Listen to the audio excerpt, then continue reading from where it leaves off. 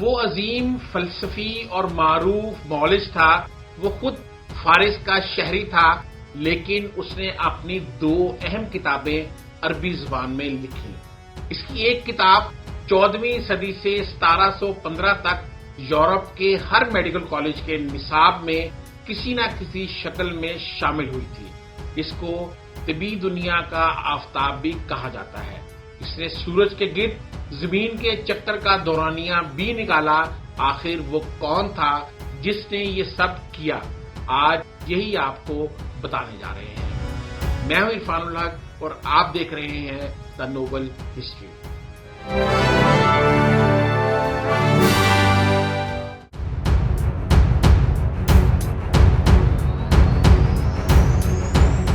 اس نے اپنے والد اور اپنے دور کے معروف اساتذہ سے خصوصی اور بہترین تعلیم حاصل کی.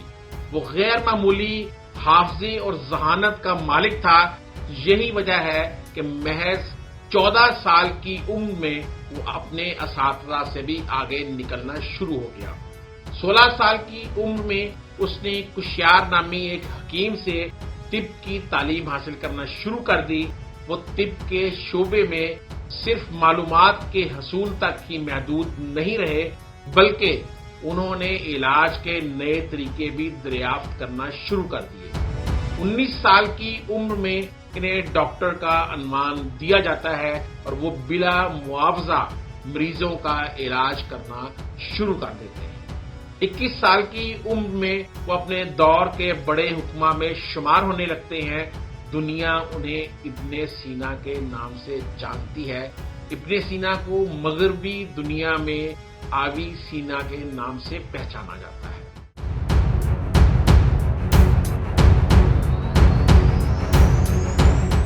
ابن سینا 980 عیسوی میں اس وقت ازبکستان کے شہر بخارا کے جوار میں واقع شہر افشانہ میں پیدا ہوئے. ان کی والدہ اسی گاؤں سے تعلق رکھتی تھیں، جبکہ ان کے والد بلخ موجودہ افغانستان سے آئے تھے.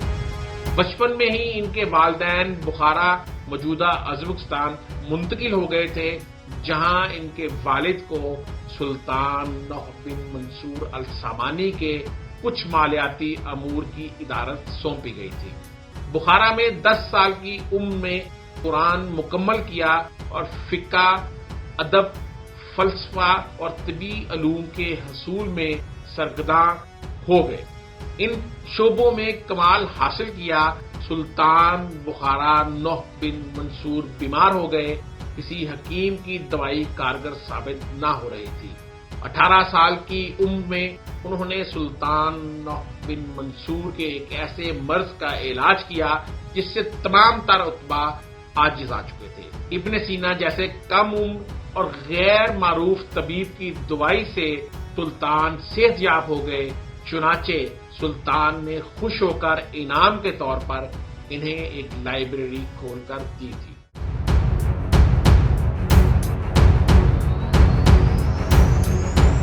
ابو علی سینا کا حافظہ بہت تیز تھا. جلد ہی سلطان نوح بن منصور کا کتب خانہ چھان مارا اور ہمہ گیر معلومات اکٹھی کر لی. 21 سال کی عمر میں پہلی کتاب لکھی. انہوں نے 450 کتابیں لکھی، جن میں سے تقریباً 240 ہی بچی ہیں. ان میں سے فلسفے پر 150 اور ادویات پر 40 تصنیفات تھیں. ابن سینا نے طب پر متعدد کتابیں تصنیف کی. ان کی تصانیف میں خاص طور پر قلبی شریانوں سے متعلق تصنیف نہایت اہمیت کی حامل ہے. ان کی بڑی ترین تصانیف میں سے ایک کتاب الشفا ہے.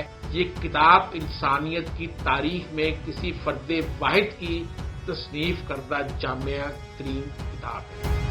یہ کتاب ایک انسائکلوپیڈیا ہے جس میں منطق، فزکس، جیومیٹری، فلکیات، ریاضی، موسیقی اور میٹا فزکس کے شعبوں میں اس دور کی تمام معلومات جمع کر دی گئی ہیں اور انسانیت کی تاریخ میں کسی فرد واحد کی طرف سے تصنیف کردہ یہ سب سے زیادہ جامع ترین کتاب ہے.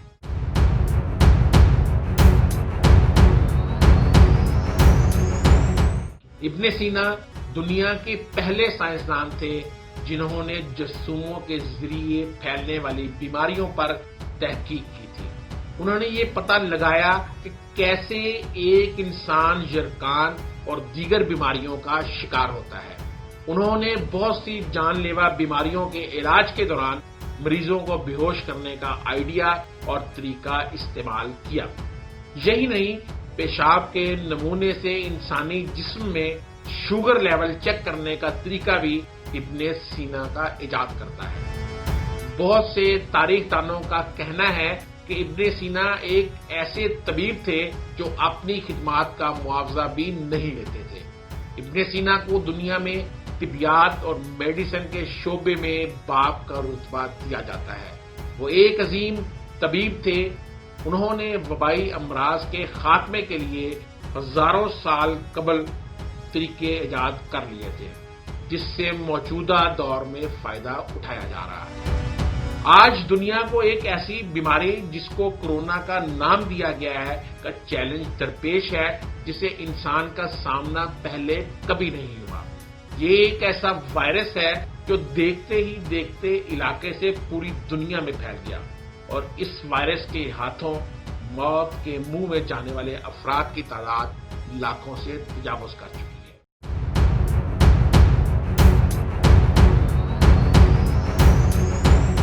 سائنسدانوں نے کورونا بیماری کا توڑ ابھی تک نہیں نکالا، لیکن اس سے بچاؤ کے لیے حل ڈھونڈ نکالا ہے، اور وہ ہے لاک ڈاؤن، جس کو پوری دنیا پر نافذ بھی کر دیا گیا۔ لیکن سائنسدانوں کا یہ حل بھی عظیم ابن سینا کا تجویز کرتا ہے۔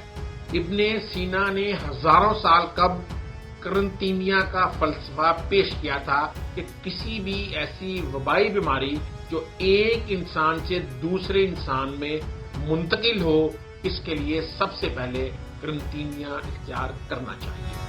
ابن سینا کی سب سے اہم کتاب دی کینن آف میڈیسن، جو سن 1025 میں شائع ہوئی، اس میں ابن سینا نے قرنطینیہ سے متعلق اپنا نظریہ پیش کیا۔ ان کا کہنا تھا کہ کسی بھی انسان سے دوسرے انسان کو منتقل ہونے والی وبا کے آنے پر 40 روز کا قرنطینیہ اختیار کیا جائے تاکہ وبا کو پھیلنے سے پہلے کمزور کیا جا سکے۔ ابن سینا کی یہ کتاب دی کینن آف میڈیسن اس دن سے لے کر آج تک میڈیسن کی دنیا میں ایک روشن چراغ کی حیثیت رکھتی ہے، جس سے میڈیسن بنانے والی کمپنیاں اور سائنسدان آج بھی فائدہ اٹھاتے ہیں۔ یہ کتاب 600 سال تک میڈیکل نصاب میں مرکزی لیکچر بک بھی رہی۔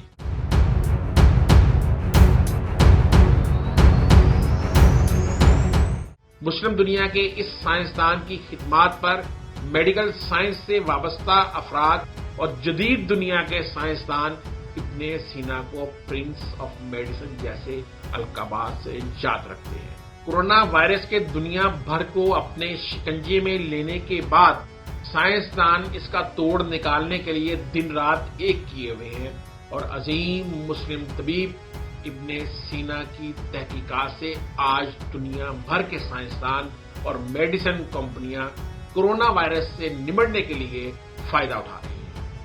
یہ تھی عظیم مسلمان طبیب ابن سینا کی نوبل ہسٹری۔ اپنے اگلے پروگرام میں آپ کو ایک اور نئی نوبل ہسٹری بتائیں گے۔ اگر آپ کو یہ پروگرام پسند آئے تو اسے لائک کریں، چینل کو سبسکرائب کریں اور اپنا کمنٹس ضرور دیں۔ شکریہ۔